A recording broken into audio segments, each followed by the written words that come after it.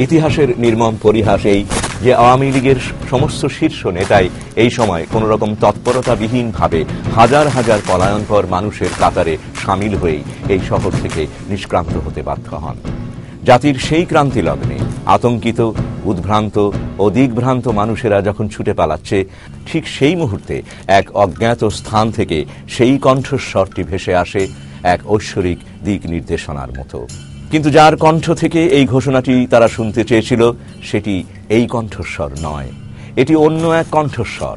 আবেগমথিত দেশমাতৃকার প্রতি নিবেদিত গভীর দৃঢ়তায় পরিপূর্ণ কণ্ঠস্বরটি থেকে যা উচ্চারিত হয়েছিল, সেটি ছিল প্রকৃত অর্থে ডিক্লারেশন অফ ইন্ডিপেন্ডেন্স বা স্বাধীনতার ঘোষণা। জিয়াউর রহমান কালুরঘাট বেতার কেন্দ্র থেকে প্রথম যে ঘোষণাটি দেন, এক রহস্যজনক কারণে তার সমস্ত কপি নষ্ট করে ফেলা হয়।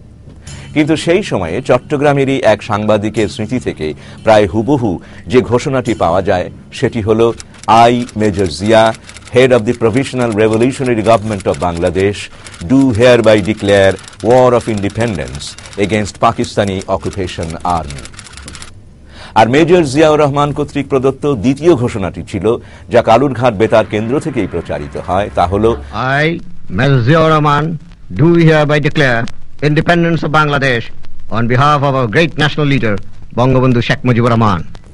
জিয়াউর রহমানের সেই তেজোদ্দীপ্ত বিপ্লবী প্রত্যয়পূর্ণ কণ্ঠটি একমাত্র কণ্ঠস্বর, যার ঘোষণায় হাজার হাজার পলায়নপর ধাবমান জনস্রোত থমকে দাঁড়ায়।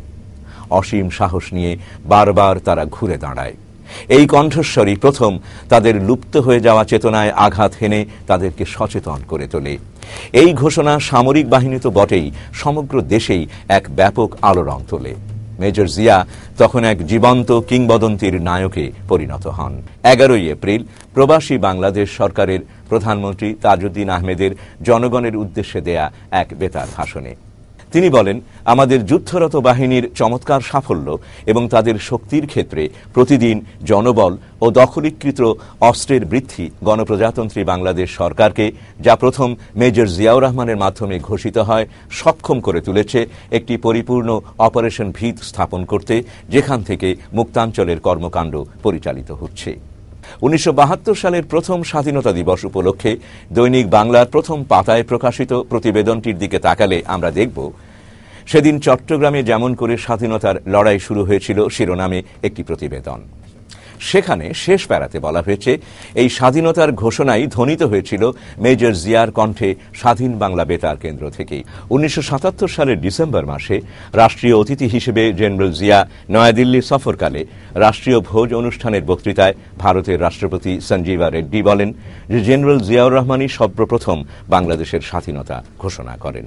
25শে মার্চের আক্রমণের পর কিংকর্তব্য বিমূঢ় পূর্ব পাকিস্তানিদের যে যুদ্ধ ছাড়া আর কোনো উপায় নেই, এই সিদ্ধান্তে পৌঁছানো একটা অতীব গুরুত্বপূর্ণ ব্যাপার। 25শে মার্চের রাত 11:30টায় পাকিস্তান বাহিনীর আক্রমণের সংবাদ পাবার সাথে সাথেই জিয়াউর রহমান এই বিরল সিদ্ধান্তটি নিতে পেরেছিলেন।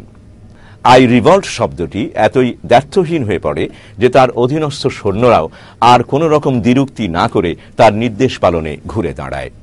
সেখানে অবস্থিত সমস্ত পাকিস্তানি অফিসারকে জিয়া গ্রেপ্তার করেন।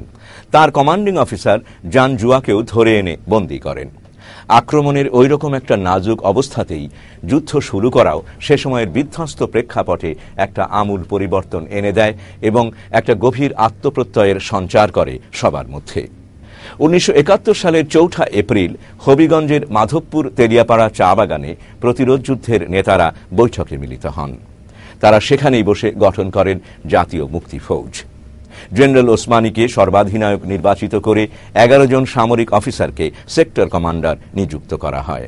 2 এপ্রিল জনাব তাজউদ্দিন ও ব্যারিস্টার আমিরুল ইসলাম বহু বিপদসংকুল পথ পেরিয়ে দিল্লি গিয়ে হাজির হন। তাদের সাথে ভারতের তৎকালীন প্রধানমন্ত্রী ইন্দিরা গান্ধীর সাক্ষাতের ব্যবস্থা হয়।